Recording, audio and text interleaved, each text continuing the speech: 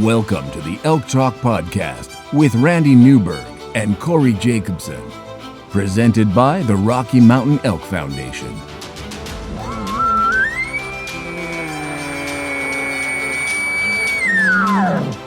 The goal is, what little you and I know about elk hunting, we share with people.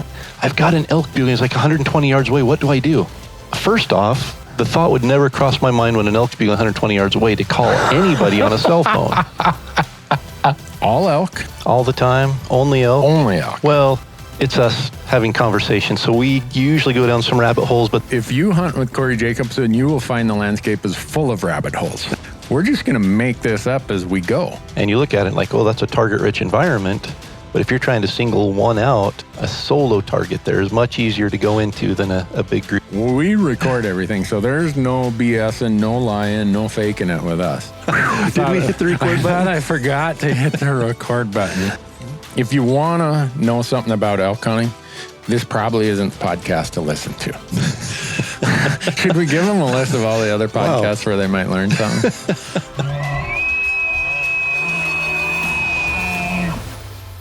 The Elk Talk Podcast is brought to you by the Rocky Mountain Elk Foundation, ensuring the future of elk, other wildlife, their habitat, and our hunting heritage. To become a member, go to rmef.org.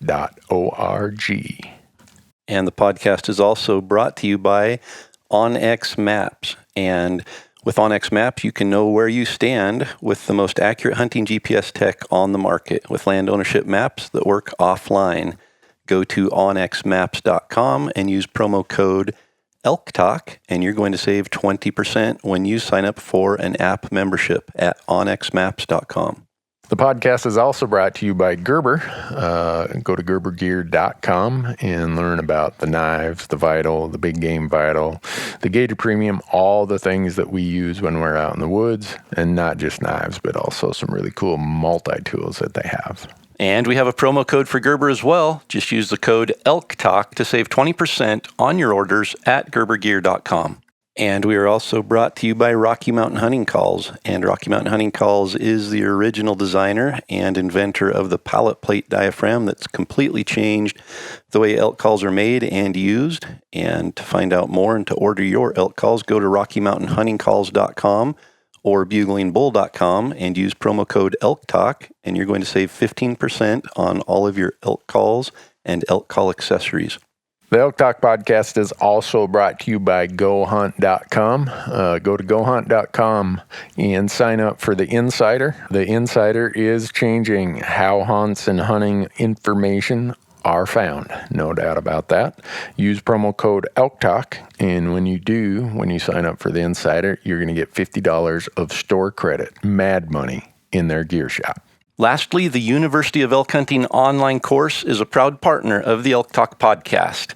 And within the University of Elk Hunting online course, you're going to find nearly 60 chapters organized in 17 modules of elk hunting instruction aimed at making you a more successful elk hunter. From planning and e-scouting to calling strategies and packing, every imaginable elk hunting topic is included in the online course. And regardless of your previous elk hunting experience or success, I'm confident the University of Elk Hunting online course will make you a more confident, more successful elk hunter. Just visit elk101.com and use the promo code ELKTALK to save 20% when you sign up for a membership to the University of Elk Hunting online course. And with that, Corey, we are ready to get into it. Let's jump into it. You there, Corey? I am here loud and clear. How about that? Did we go jinx ourselves by bragging about our technology talents again this time? Nope, I'm not going to say anything about it. I may be slow in some areas, but when it comes to technology, I learn lessons really quickly. Yeah, well, I don't learn very quickly, so I had to bring it up. But hey, I'm thinking we ought to talk about Utah and Nevada today. Yeah. They're coming up. Yeah, they're coming up soon. Utah's here in just a few weeks. So yeah, what is that? It's funny. We did the Arizona and Wyoming podcast, and I was a little slow getting those up on YouTube. Which if anybody's listening to this and you listen to the podcast on YouTube, don't forget, you can listen to it anywhere that podcasts are available on any podcast listening platform, and you will get it as soon as it comes out on YouTube. We upload those, and sometimes it takes a little while, but I think Wyoming got loaded either the day before or the day after the Wyoming deadline, and Arizona was just a few days before the Arizona deadline. So I got a couple emails from people that were unhappy and a few comments on YouTube that basically said, "Oh, thanks a lot. You're doing these podcasts after the deadline." And no, we're doing them before the deadline. Just some platforms don't get loaded soon enough. So Yeah. Well, the good news was that the Arizona system, their servers didn't crash this year. yeah. That's the first time in a long time that on the final day, Arizona didn't have a complete train wreck. So, Well, it might have had to do something with them reducing tags by 50%. And it could be. fewer people applying, but Well, maybe we've destroyed Arizona's entire application interest by our podcast and telling everyone how hard it is to draw. well, if they've been discouraged by Arizona and Wyoming, they might not want to listen to Utah and Nevada. Yeah. These two states, they take bad draw odds to a whole new level. Yeah. So, And they couple it with pretty high costs and yeah. factoring costs and low draw odds. It's not for everyone. So No. So as we get into that, I guess we go back to we did the podcast. I'm trying to remember. It was like a Q&A from the audience, and some guy had $1,000 or something like that. And we were talking about how you would allocate it. I have a feeling that Utah and Nevada would not be on the budget allocation for most people dealing with a restricted budget. And Utah's not necessarily a super expensive state, but by the time you factor in how long it's going to take you to draw and the quality tag that you're going to get after 15 or 20 years, it's probably not one that either of us would recommend those people who are, looking to spend $1,000 a year and start building their point strategy and their short-term, mid-term, and long-term hunting opportunities. I don't know that either of these states would be a very high on the list state to recommend for any of those strategies. With that being said, I know you've drawn Utah elk a couple times, Utah in general a couple times, and elk. I've drawn my Utah elk, and I quit putting in for points, just looking, into the future. They had a 5-year wait at the time. By the time I could start applying again, I did the math, and it didn't make sense to continue building points in Utah. I am building points in Nevada, just because I've never hunted elk in Nevada and want to, and I know that I'm still a ways out. I think I have 5 points, but that there are certain people who will be interested in hunting Utah and Nevada. But I think for the bulk of our listeners, they'd probably be lower on the list than in the upper 50% compared to other states. And one of the questions or comments we got when I was kind of given my view of the world of how to allocate budget was someone pointed out that, look, I love to hunt mule deer as much as I love to hunt elk, and therefore I see it way differently than you do, Newberg. Yep. Like, okay, yeah, because, if you like hunting mule deer a lot, then maybe Nevada and Utah jump higher up because you can work through their mule deer systems every 3 to 5 years. And so maybe you view elk as the benefit byproduct of your mule deer applications. But for what we're talking about, we're looking at it through the lens as though elk is your primary focus. Absolutely. Yeah, that's a great point. If you're applying for Utah and Nevada for mule deer and you're buying the license anyway, and it only costs you another $10 or whatever to apply for an elk and get an elk point, then yeah, absolutely. That's a no-brainer. Yeah. Well, I guess that means we got to jump into the gory details, right? Should we start with Utah since it's first up on the deadline for application? Yeah, March 5th, 2020 is when you have to have your application into Utah Division of Wildlife Resources. And if you miss that deadline, they'll give you a 2-week pardon to go and buy some bonus and preference points. Yep. And just don't miss those deadlines. Yeah, and just so people are aware, to buy a bonus point in Utah, you do have to hold a license. That's correct, right? Yep. So you have to buy the license, and I think it's, what is that, $65 for the non-resident still? Yep. It's the least expensive option. And then your points are going to cost you $10 a piece once you buy that license. So let's say you wanted to do elk, deer, antelope, bison, and moose. That means you've bought 5 points, or even if you apply for those species, it's still $10 per species. So then you'd have your $65 license plus $50 of point/application costs, $115. And then if you were to draw, say you said, no, I'm not going to just buy points. I want to go actually get a raffle ticket for my $10 in the pot here. They ding your credit card for the rest of the charges after the fact. So make sure your credit card is valid. Yeah, and can you draw more than one species as a non-resident in Utah?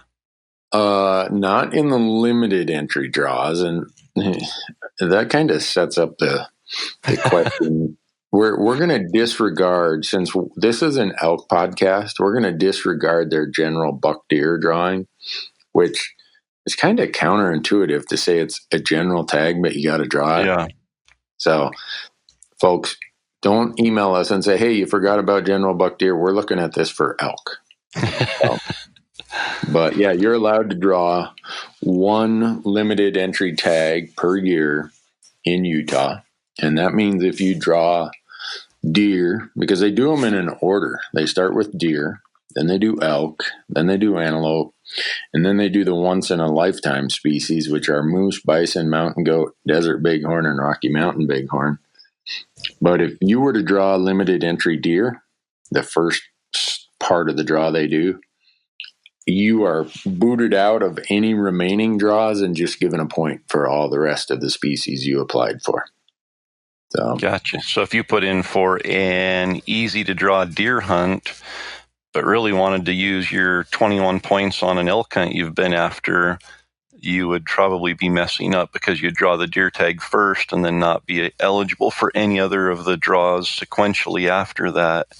Yep. So definitely something to keep in mind. If you are applying and you really want to draw that elk tag, you might want to hold off on applying for a deer, or just get a point for deer, or put in for a really hard to draw deer tag. Yeah. Because of that sequence. Yep. Okay. So and we probably have some Utah residents who are listening, and we often get the comment of, well, that's not how it works for us. Well, Utah has a slight bit of tweak difference. The only real difference, other than price and percentage of tags allocated, the remaining difference between residents and non-residents in the Utah limited entry draw is what species you can apply for. Whereas residents can only apply for one of deer, elk, and antelope. Non-residents can apply for all 3 deer, elk, and antelope. So can a resident buy bonus points for all 3 and then just apply for one? They have to choose which one they're going to build points for. Yep. One at a time? Yep. Interesting. And then the same with the once in a lifetime species of moose, bison, goat, and the sheep species. We as non-residents can buy points or apply for every one of those species, and a non-resident can only do it for one of those species. So if you're a resident of Utah and you're listening to what we're saying, just understand we are aware of the differences, but we're focusing mostly on the non-resident perspective, and mostly on that perspective through the eyes of someone who likes to hunt elk primarily. Yep. Good deal. So you want to try to explain how this system works? Yeah, I think I have a pretty good grasp on it. And it's one that's really stayed pretty consistent for quite a while as far as how they run their draw.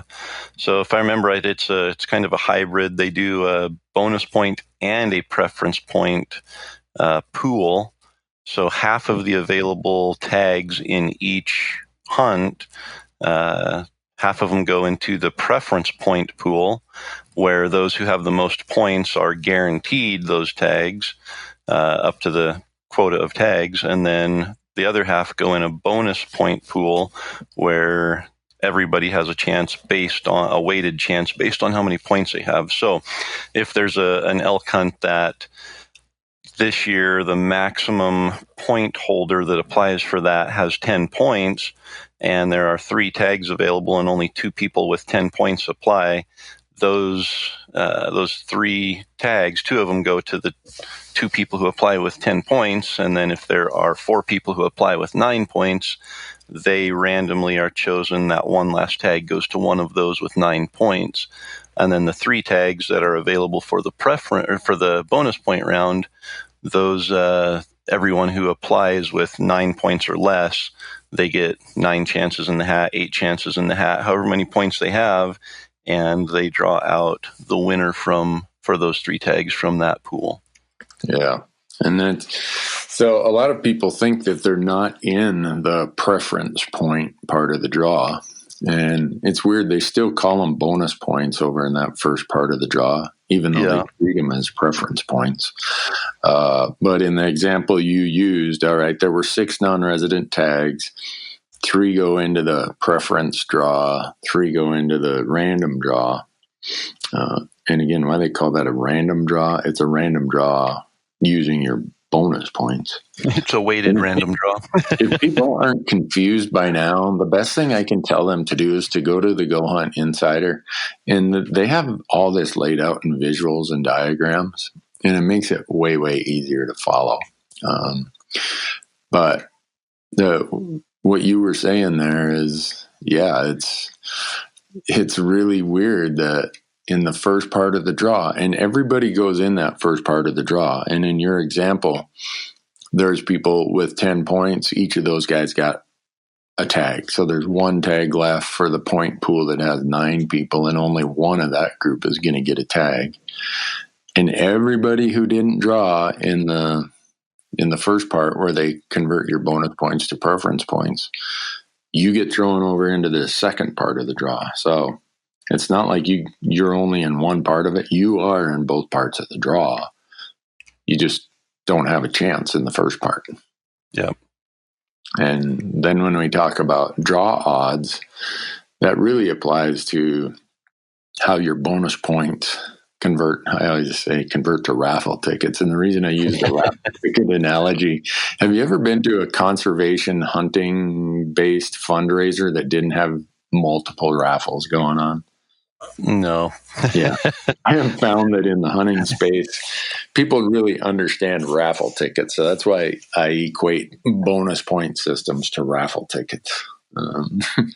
Maybe I shouldn't do that, but it works good for my simple mind. Well, and that's all it really is if you have 8 points, you've bought 8 chances, 8 raffle tickets, and you drop them in a hat and they pick out a winner from that. So if you only have 1 bonus point, you have 8 times less of a chance of drawing as somebody with 8 bonus points.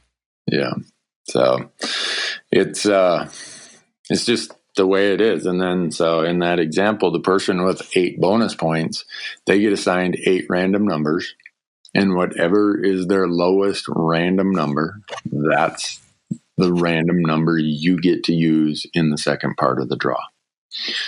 So the odds are, if you get assigned 8 random numbers, the probability of yours being a lower number than someone who only gets 1 random number assigned to them is a whole lot better. Doesn't mean you're going to win. We've all been to the raffle, right? Where the guy one guy stuffs the box. Ticket. Yeah.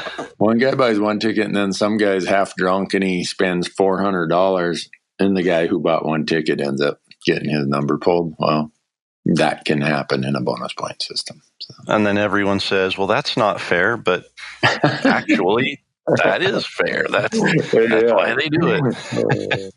Yeah, and a couple of years ago, they kind of changed how, because some people I'm sure are thinking, well, what if there's an odd number of tags?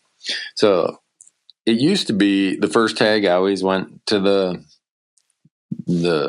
random / bonus point draw. The second tag went to the preference point draw.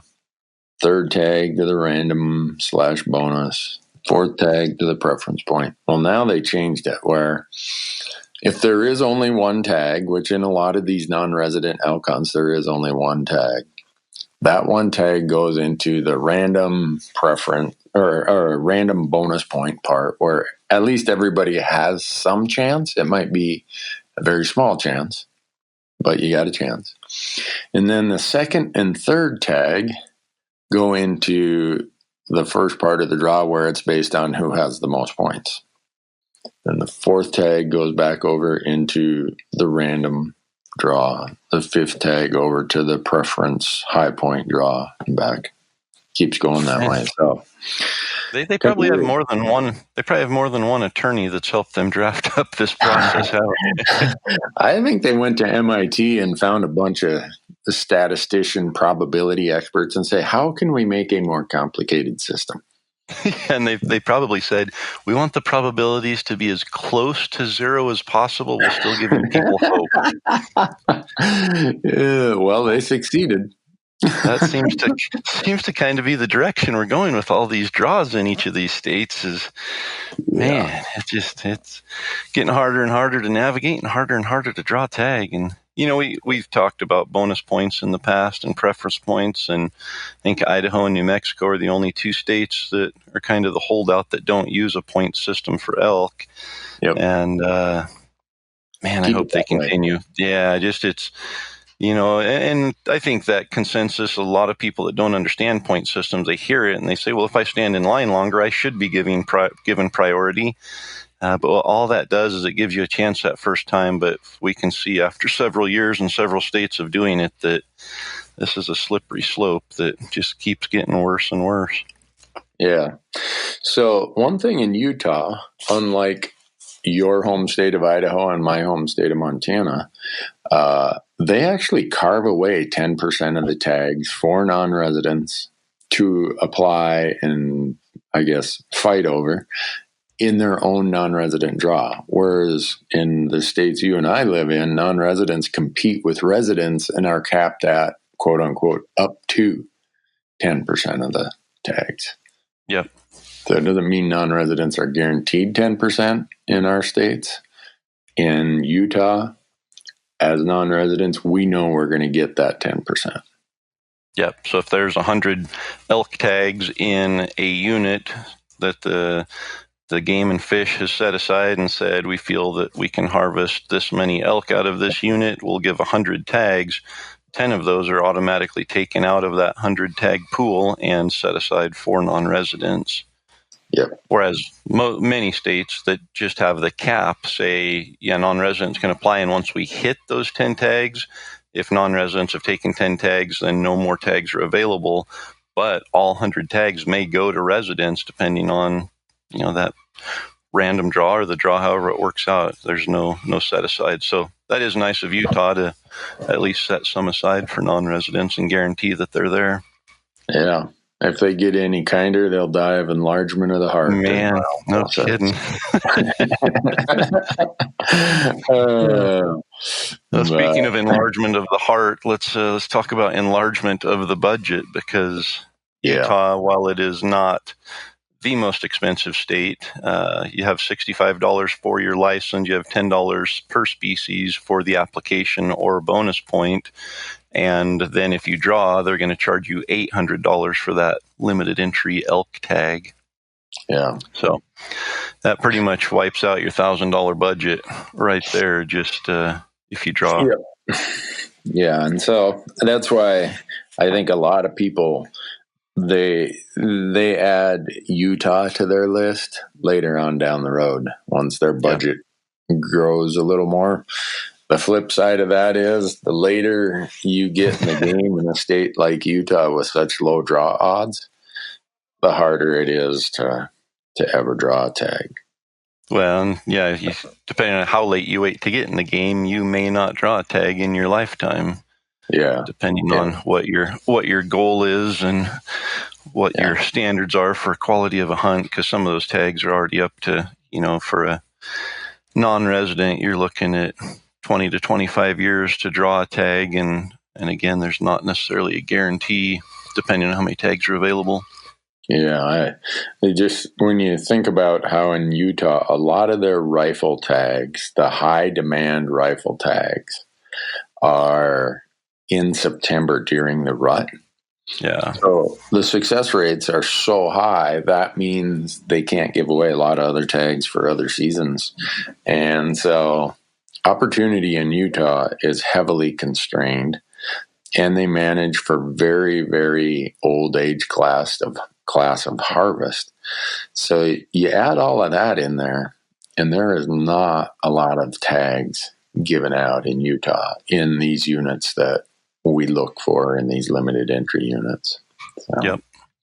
Yeah, because you're talking like the rifle hunt. If you draw a rifle elk tag, there's some years it opens on September 13th or something. I mean, this year it would be the earliest.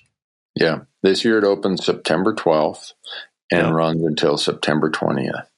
So you have 9 days season with a rifle while these elk are there bugling their brains out.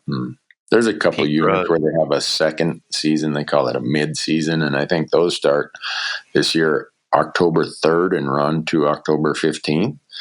And even that's, the elk are still bugling then also. Yeah. Well, and then you have muzzleloader season also, which they give away quite a few muzzleloader tags, and that typically falls right in between that rifle season and then the mid-season. So you're hunting them, late September into the first part of October, which again, they're peak rut hunting with a muzzleloader. Yeah, this year, September 21 through October 2nd is the muzzleloader season. Yeah. And so the archers kind of get the short end of the stick in Utah. Season starts this year, August 15th, and runs until September 11th. Yeah, and it was similar the year I drew. I think it closed on the 12th or 13th. Mm-hmm. And honestly, the elk really just started going those last 2 or 3 days of the season. It's kind of a lot of states, I anticipate that I'm going to be able to find bugling elk and get some good bugling action anytime, from September 1st to the 10th. But in Utah, it really was about the 10th before the elk really picked up and started bugling. You'd hear a location bugle here and there, but they really didn't start looking for cows and really start getting any rutting action until about September 10th. So it really restricts, if you put in for one of those archery tags and you wait 15 years to draw it, some years you're only going to get 2 or 3 days to really get in and hunt it. And you couple that with the full moon and hot weather, and it makes Utah pretty tough for archery hunting. Yeah. How many points did you have when you drew? Do you know? I drew 11 with 11 points. 11 points. What year was that? It was 2012, I believe. Okay. So 8 years ago. All right. So in the unit you drew the archery tag right now, 11 points, your odds are 2.5%. So in 8 years, it went from 100% guaranteed to 2.5%. So yeah. So now to be 100% guaranteed for that tag you had requires 18 points. And do the math on that. That was 8 years ago. So it's basically crept up 1 point every year. It takes one more point every year to draw that. It went from 100% to 2.5%. It isn't too hard to see that points are not the answer to manage hunting opportunity. Yeah, I drew a unit in archery hunt in 2014 as an alternate. Someone turned the tag back in, which in Utah you can turn your tag back in. And they called me. I was the next alternate, and I was pretty lucky to be the next alternate. But even right now with the 4 points, that's how many points I had that year. Your odds are only 5.3% for that tag, and it's not what most people would consider that to be a below average hunt in Utah. Yeah. And that was an archery hunt also? That was archery. So right now, if you had your 11 points and you were looking at a muzzleloader hunt, I don't see any of them here that have odds more than 7%. Well, there is one, but it's got hardly any public land, so that's why that one's what it is.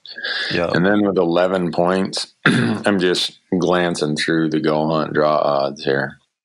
If you had 11 points and you were interested in a rifle tag, 3.9 so far is the highest. Yeah, 3.9% is your best odds with 11%, with the exception of a couple units that they give away tags, but people say, why do they even give away tags for that? Yeah. And then they have late rifles, which this year are November 7th through the 15th. And with 11 points, now you start getting to some of the units there where,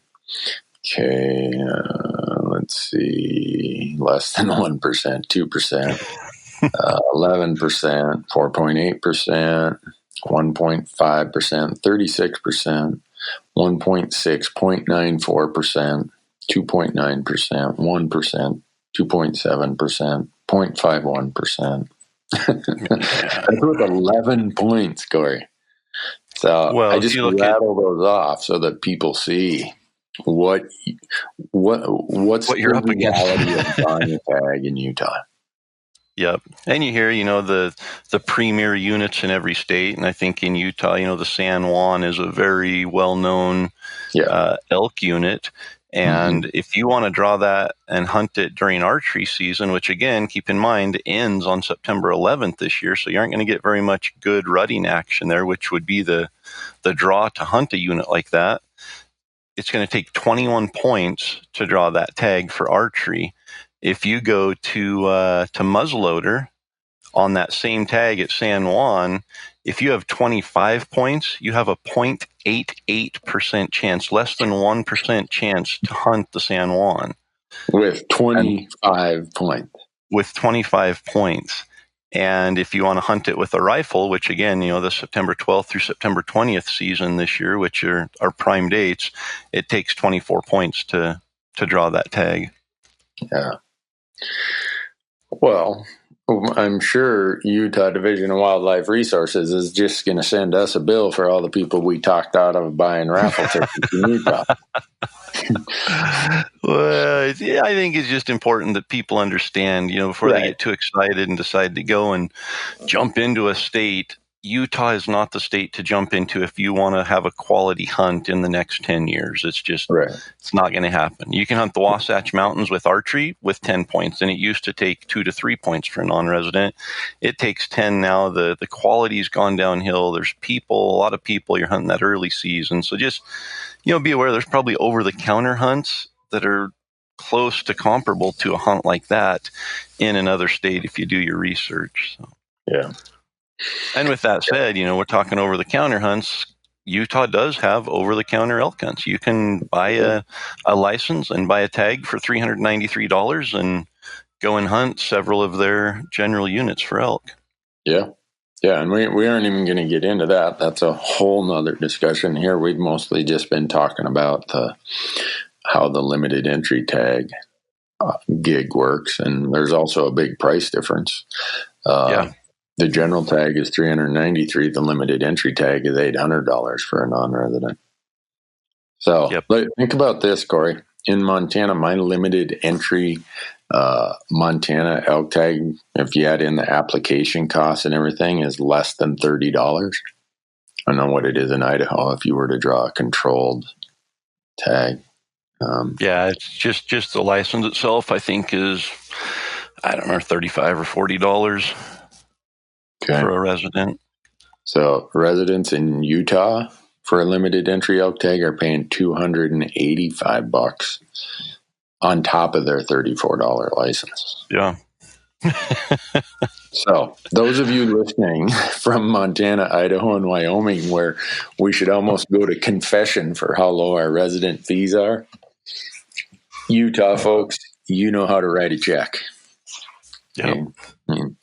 Yeah, I can't even imagine if in Montana we said a limited entry elk tag was going to be $285. They'd go and burn the Capitol building down. But that's what it is in Utah. So, yep. And again, that's for the limited entry. yeah. For just your general deer, it's $50 for a resident. Yeah. Or general elk, you mean? Yeah. Yes, general elk, yes, for a resident. Yep. Yeah. And you got to be 12 years old in Utah. And I'm one of those old fogies. I skipped. I was born long ago, so I wouldn't even have to have hunter ed in Utah, even though I have it. I wouldn't have to have it there. So you're saying you were born before 1965? Yeah. Barely. You had to throw in that barely, huh? Yeah. If you were born after December 31, 1965, you have to have hunter ed in Utah. Yeah. And you have to have 400 square inches of hunter orange. That includes something on your chest and back and something on your head if you're rifle hunting. Yep.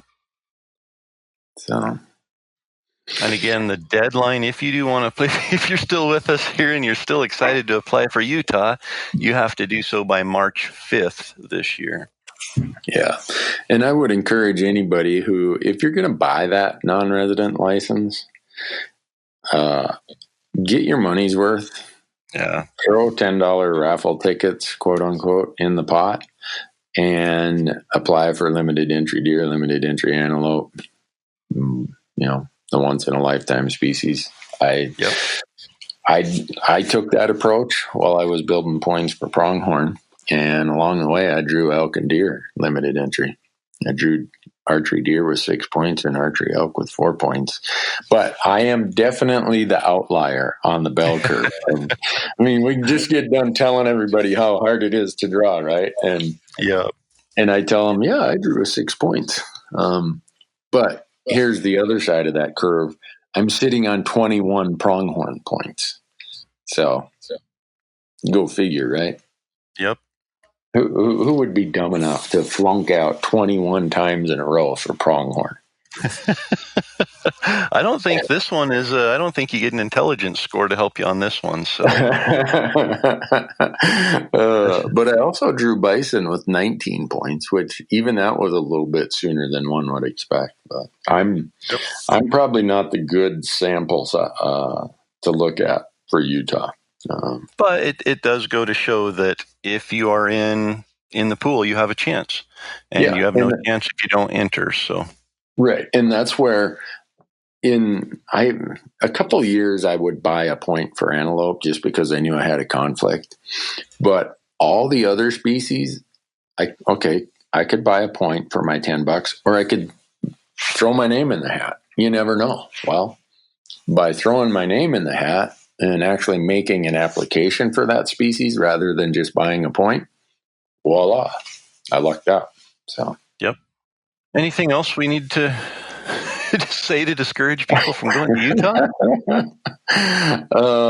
There's a new rule this year about if you return your tag, if you do it within 30 days before season opens, or I guess longer than 30 days before season opens, you'll get your points restored, but you're not going to get a point for this year.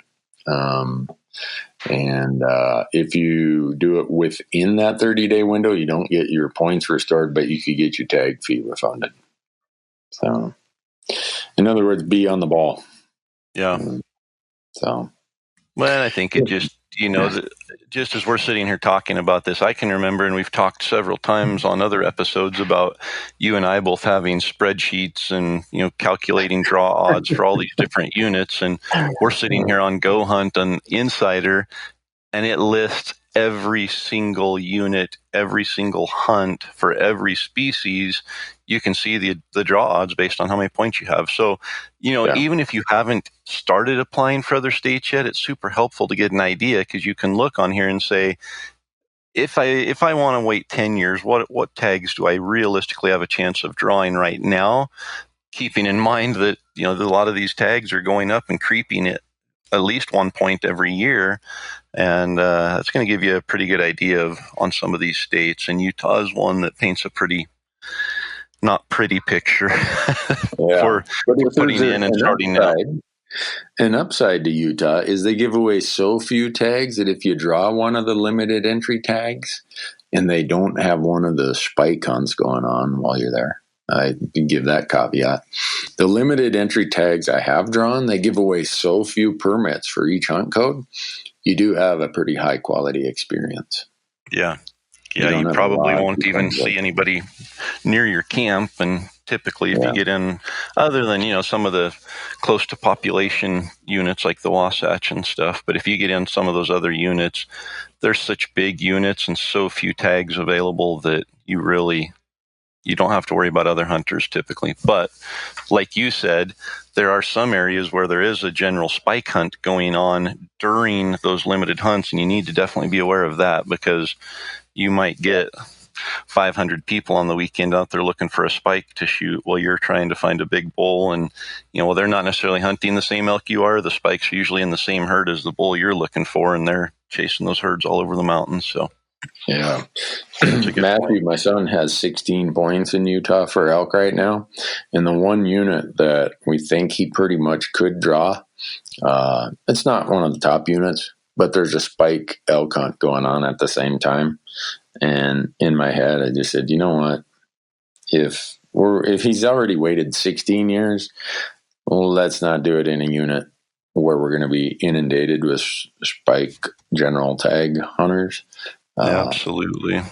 Just be patient, wait a few more years, and maybe he can luck out and have a tag in a unit that doesn't have that overlap of seasons. But I'm surprised Utah does it that way. But, oh well. It's what it is. I don't live there. I don't write the law. I just try to know what's going on so I don't find myself in a frustrating predicament. Yeah, we just play the game. Yeah. So I think we've thoroughly depressed everybody about the long-term, the short. Certainly, we've depressed them on the short-term possibilities of Utah. Maybe there are some folks who just say, no, it's part of my budget, and I know I'm going to be 84 when I draw. Oh, well. Yep. The other downside about Utah is you don't find out till late in May, usually. They hit your credit card sometime in the middle of May, and then you stand around wondering, well, what did I draw? At least if you're applying for one of the species where all the prices are the same. Like when I drew bison, sheep, moose, and goat are all the same price. So I'm like, oh man, which one did I draw? Not that I would have been upset with any of them, but there's a 2-week lag between when your credit card gets hit and when the actual draw results are posted. But if that's the worst problem I would ever have, it'd be a pretty good month of May. That is very true. I'll make Utah a deal. Do you hit my credit card again for $1,518? And I'll be happy to wait 2 weeks to find out whether I drew moose or sheep. But I don't think I got to worry about that. Yeah. So, well, what do we want to do next? We want to add Nevada to this since we're since we're depressing people, let's just throw it right on top of it. People are still, these eternal optimists that are still excited to apply for Utah or Nevada. Let's see if we can sway them here in the next 30 minutes. Yeah. Well, because for everything that we talked about for Utah, it's basically worse for Nevada. Yeah, unfortunately. Yep. But again, I would say if you are like me and you like hunting mule deer with a bow, which if I'm going to hunt mule deer, I'd rather hunt them with a bow in August. That's why Nevada can stay higher on my list. And I throw that out there as a caveat that for me, applying for elk in Nevada is just the ancillary benefit of my archery mule deer problem. So, I'm a little off kilter there. So, but if we look at it through the lens of elk, if you want to buy this non-resident license, which is required to, All right. This is kind of like the tax world, right? I'm a CPA, and people say, "Can I do this?" And I always say, "Well, it depends." So you can, your hunting license can be refundable, that $155, but you don't get to build points if you get your license refunded. Yep. And So, honestly, in Nevada, if you aren't building points, especially for elk, your chances are negligible. yeah, 1 divided by infinity. Yeah. So, I mean, you could apply for an elk license every year and get a refund on your hunting license and maybe luck out and draw, because it is a true bonus point system. It's not preference, but your odds are going to be incredibly, incredibly low. But there's always a chance. There's always somebody that draws with 0 points. Somebody does. Yep. Yeah. But so Nevada doesn't have 2 parts to their draw like Utah. Nevada just has 1 part. Again, non-residents get to compete for our own pool of tags, so that's good. But they square the bonus points. And now you're getting people who have 20, 24 bonus points, and you start squaring that number. My mind isn't smart enough to square. I'll just stick with 20. I know that's 400. Yeah. So you think about how that skews the odds towards the high point holders. I mean, it's crazy. Yep. So, and again, when we talk about like Idaho, it seems to come up every year that somebody wants to get bonus points in Idaho. And, you throw out the simple math of preference point systems or bonus point systems that they aren't going to work. And they say, well, there's always, unique and creative ways to construct bonus point systems. I think just about every state has just about every possible combination of creative and unique systems out there. And Nevada, you look at it and say, okay, well, yes, everybody still has a chance, but we're going to square it so that the longer you stay in it, your chances go up exponentially. It's the same outcome. It's, nobody has a good chance. Even somebody with 15 points, you're getting 225 chances in there.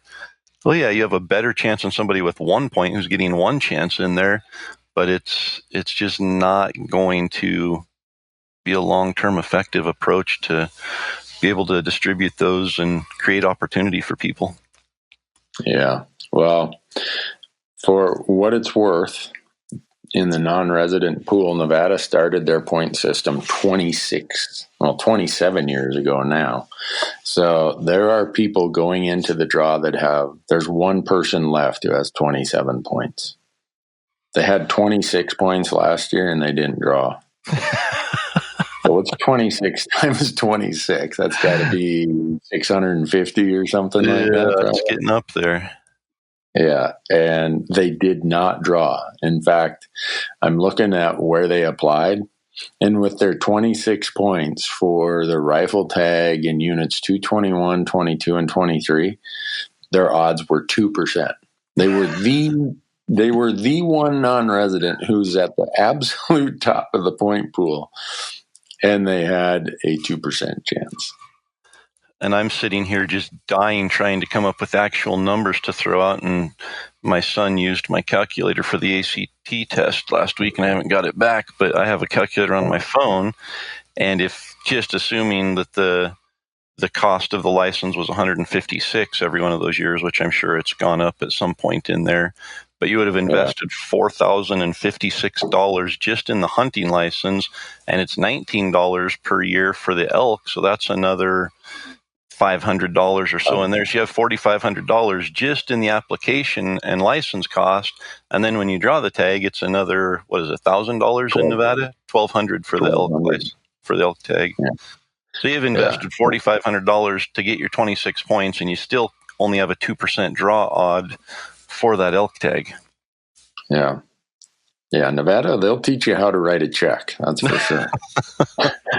And if you aren't good at math when you start applying, by the time you get 26 points, you probably have gotten a really good lesson in statistics and math.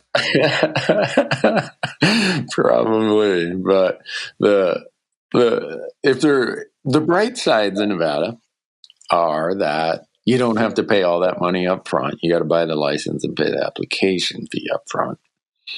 You can apply for every species that is available to non-residents. So you got that going for you.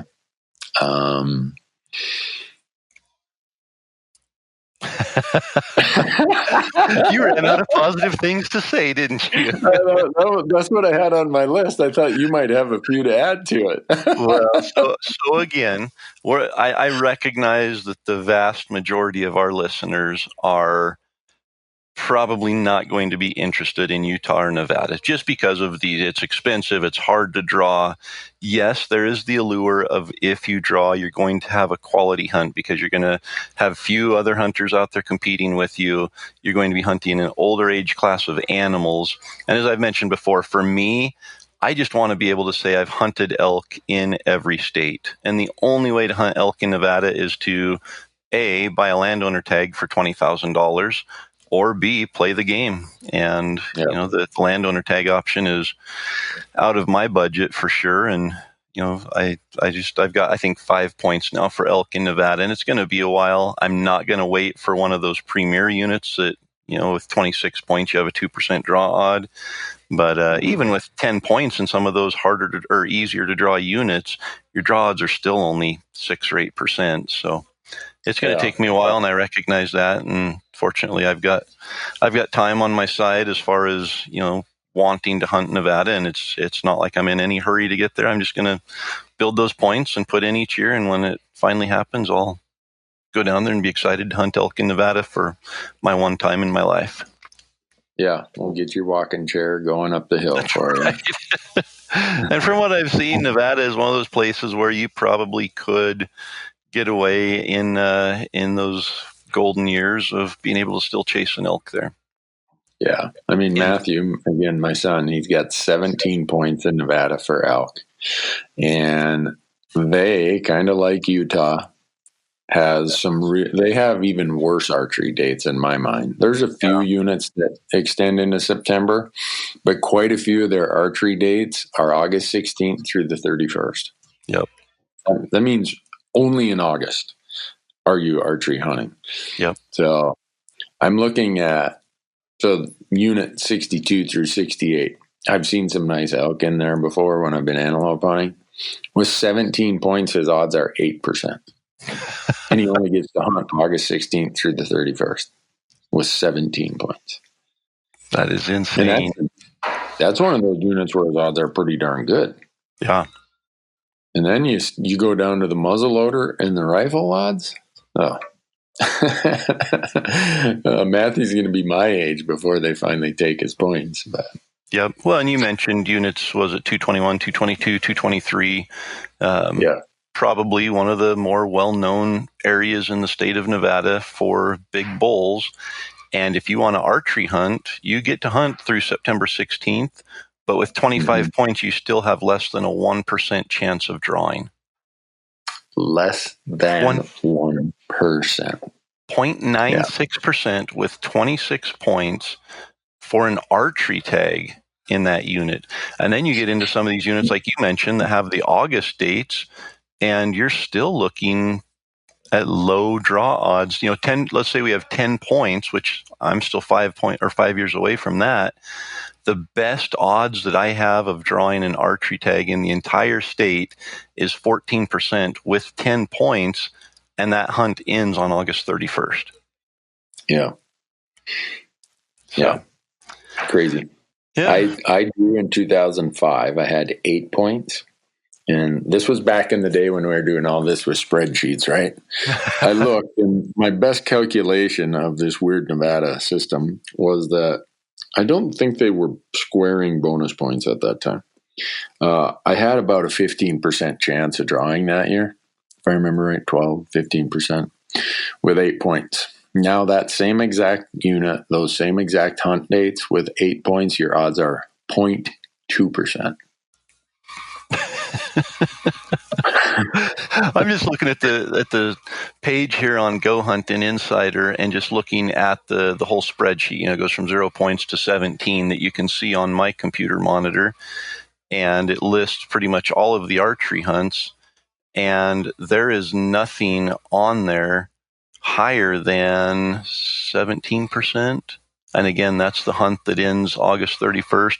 I would say, just looking at this, 80% of the hunts, 75% of the hunts that are listed on this sheet are less than 1% draw odds for 0 to 17 points. And that's for archery. Those are the easiest to draw ones.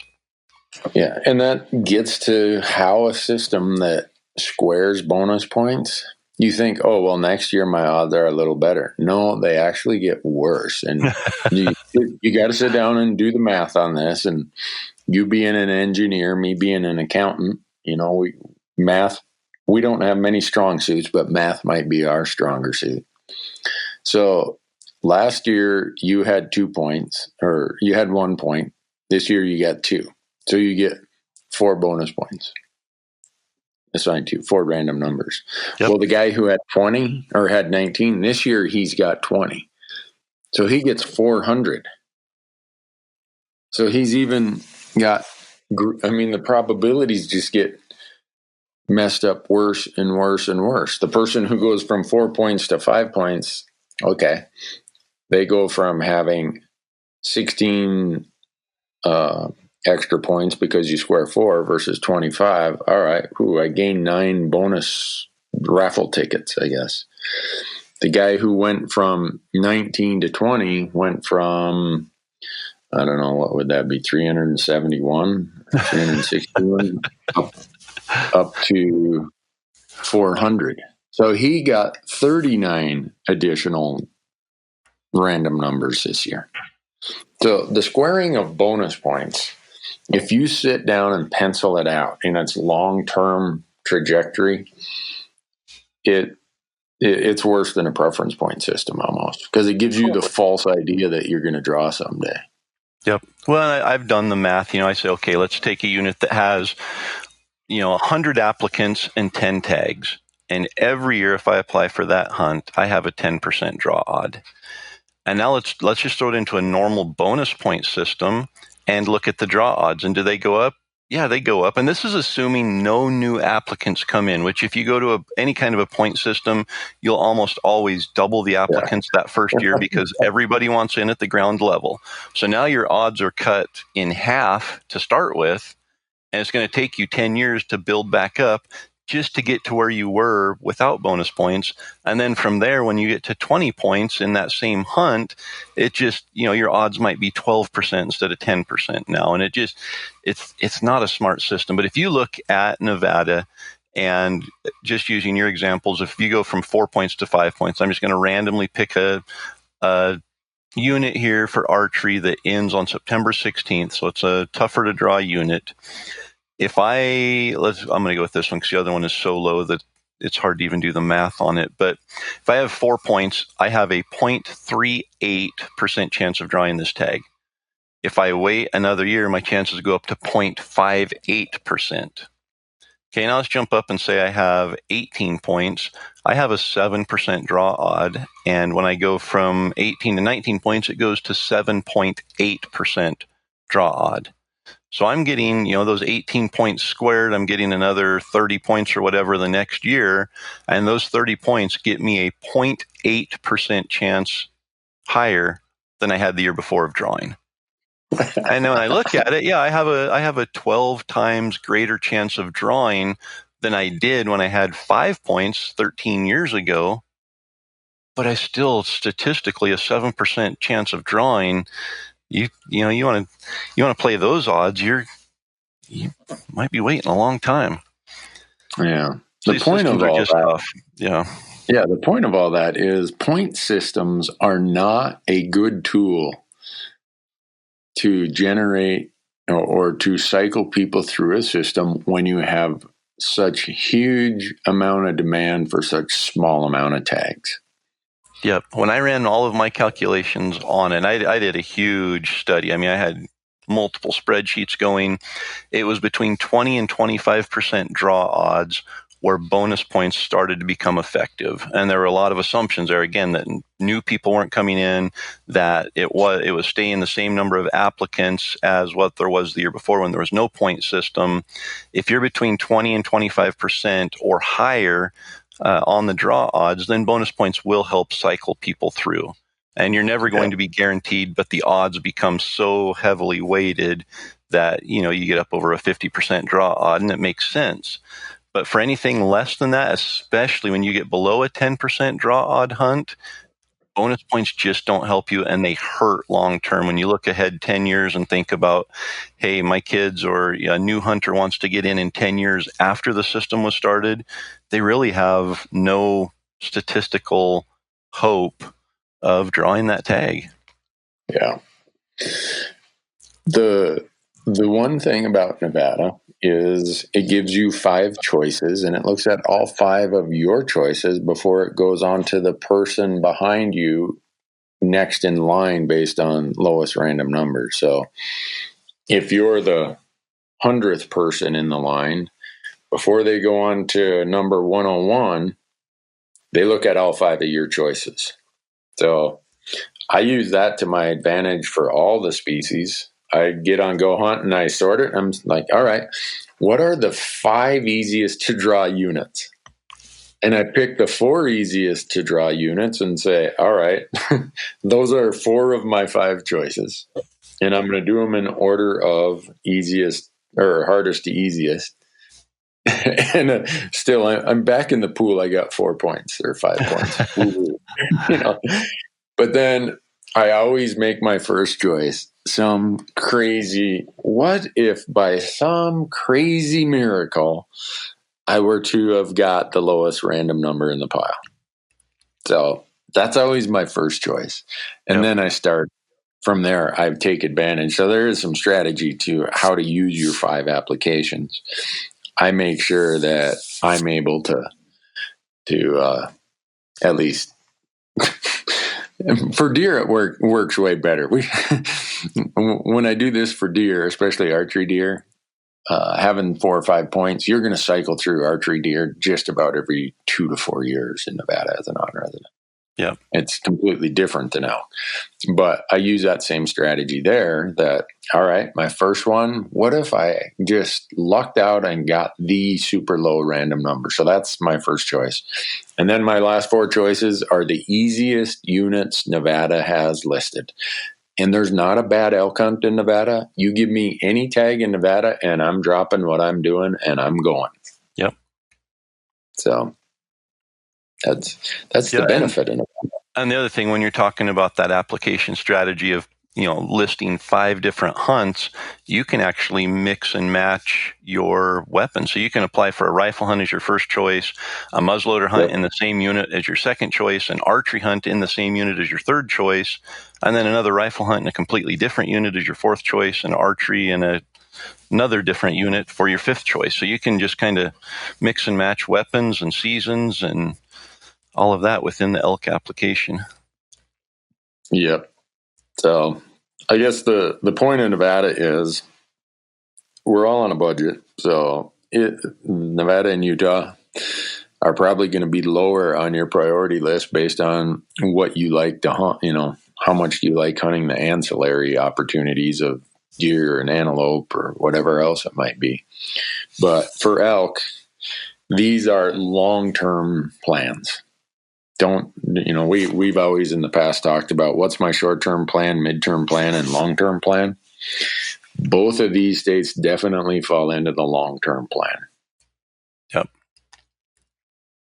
Unless you know something I don't. A man with your connections, Corey, I'm surprised you haven't drawn with 5 points.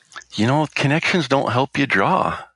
I've gotten plenty of people reaching out to me when I told them, I wanted to hunt elk in every state, and Nevada was on my list. I had a lot of people reach out to me and offer to sell me a landowner tag.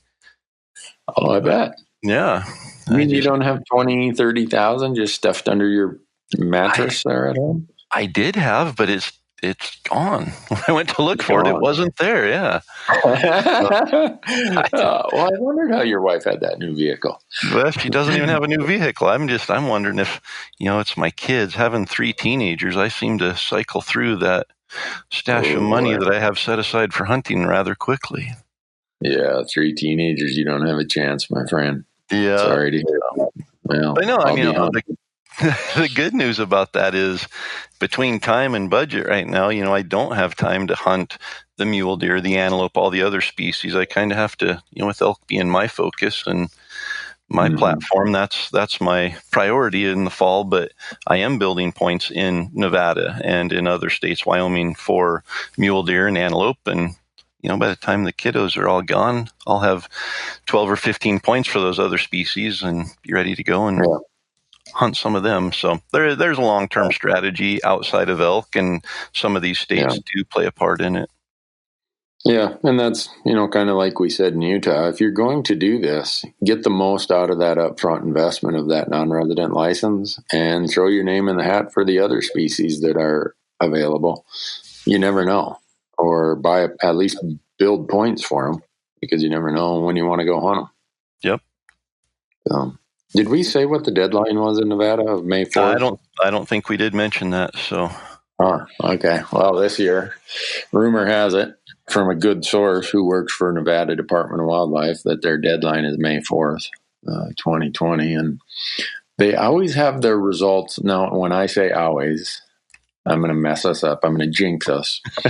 In prior years, history has shown that Nevada releases their results the Friday before Memorial Day, which this year, if they hold true to that, would be May 22nd. So we're talking like a 3-week turnaround for them to conduct the draws and let people know. Yeah. Man. Hey, Wyoming, are you listening? I was just going to say, why is it that all these conversations about application make me sound like a negative person? Because I just about said, why in the world is Wyoming holding on to our money for 4 months? Because they can. Yep. And after they come out, after their application deadline, which was January 31st, the week after that, they come out and say, oh yeah, we're also looking at increasing non-resident elk tag fees by 30 or 40% and decreasing the number of them available by 40%. And it just keeps getting harder and harder for non-residents looking to hunt elk in other states. It's there's definitely a concern, and I think we'll probably follow up and discuss this in greater detail maybe once we get through all the applications and everything this year. But yeah, I'm starting to get pretty concerned for opportunities and what that does, not just to us being able to, a lot of people probably listen saying, oh, poor guy, you can't get in your truck and drive across the state and hunt elk in another state, but it concerns me for the long term of what it's going to do to elk hunting in general, even for residents, because you start talking budgets for states and different things. It's not a good path we're on. No. Before I forget about this email I got last year, some guy the day before the deadline or 2 days before the deadline shoots me an email. Hey, nobody told me I had to have proof of hunter education and that they had to have it on file, blah, blah, blah. I'm thinking to myself, oops, sorry if I missed that one, but, procrastination is probably not the best way to get in this system. But for a reminder, now everybody will be fully aware.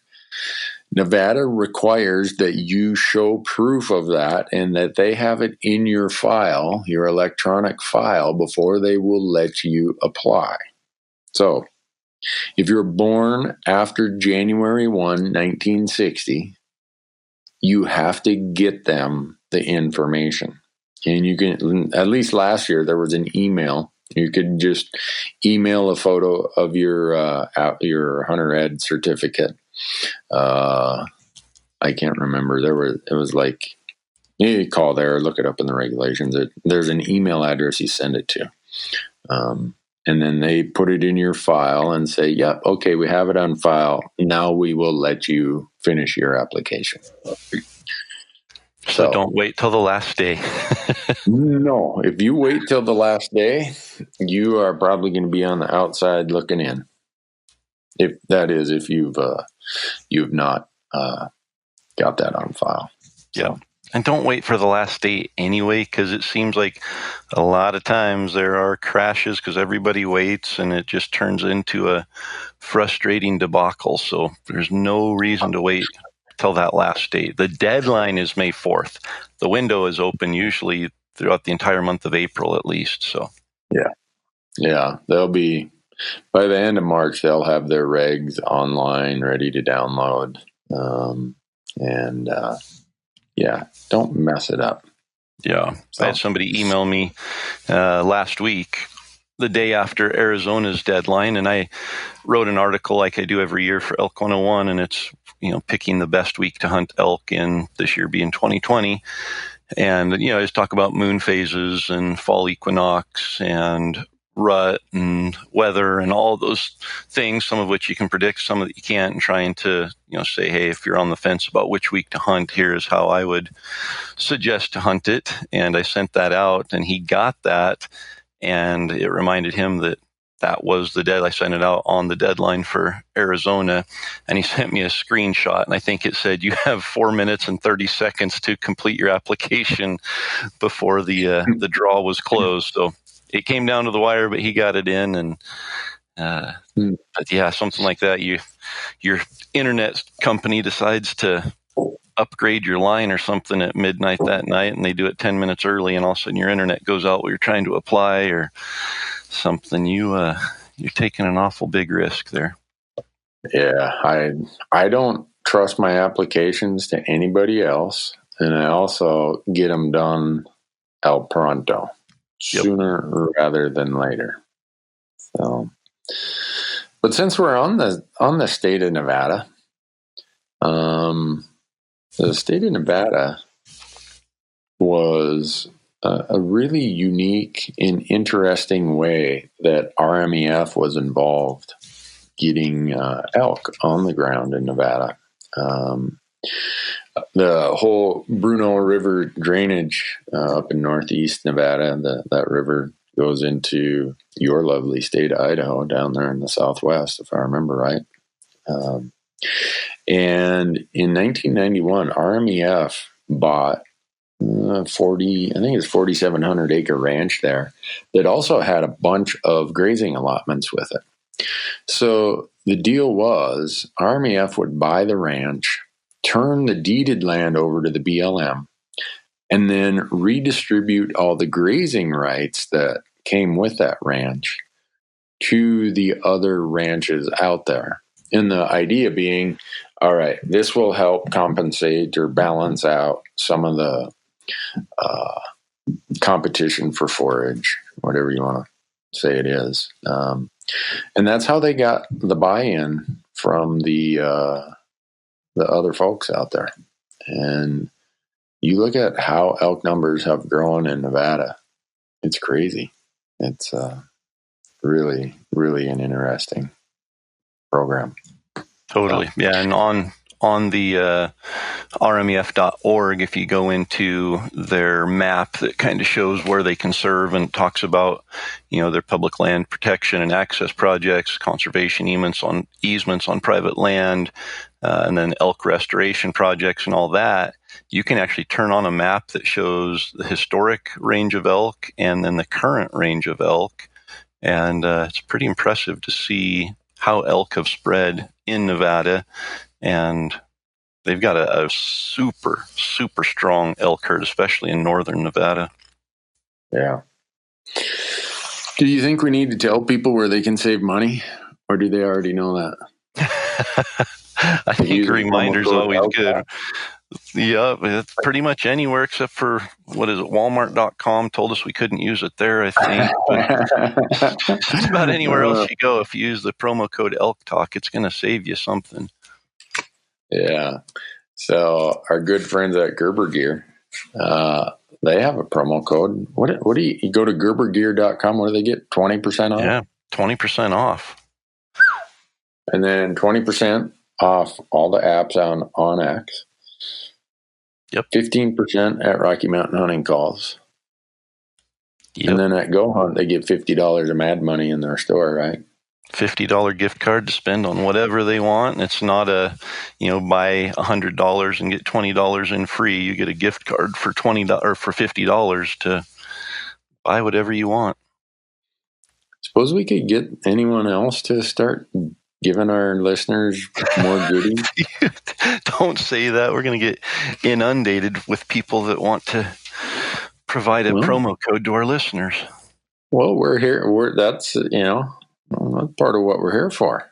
Exactly. Yeah. And don't forget, if somebody wants to sign up for the University of Elk Hunting online course and learn all about elk hunting and, not just application stuff, there is some stuff in there on application and help guide you through selecting what states are going to be best based on your goals and expectations and everything. But I think the real meat and potatoes of that is the strategies and the tactics for hunting, using calls, becoming proficient with calls, scouting, e-scouting, all of that. But that promo code Elk Talk is valid there at elk101.com for signing up for the online course. It'll save you 20% there as well.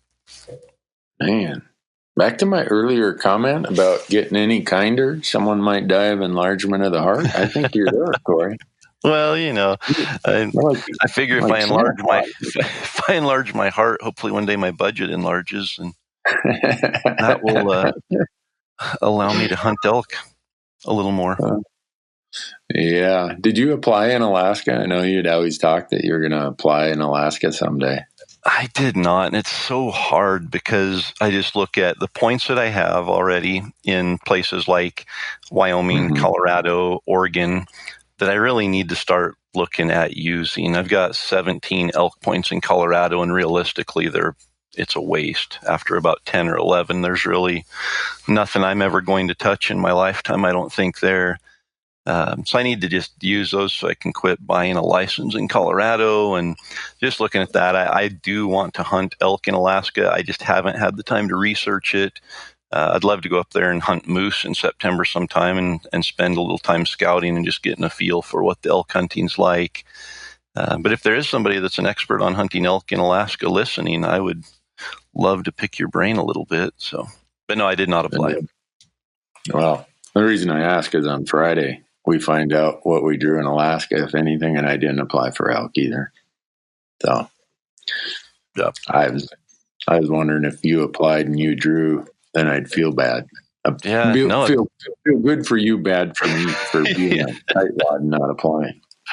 And that's hard part. You have to buy a license there, and where I'm buying a license in Colorado and Arizona and Nevada every year, I feel I need to draw one of those tags and then allocate a little of my budget up to Alaska.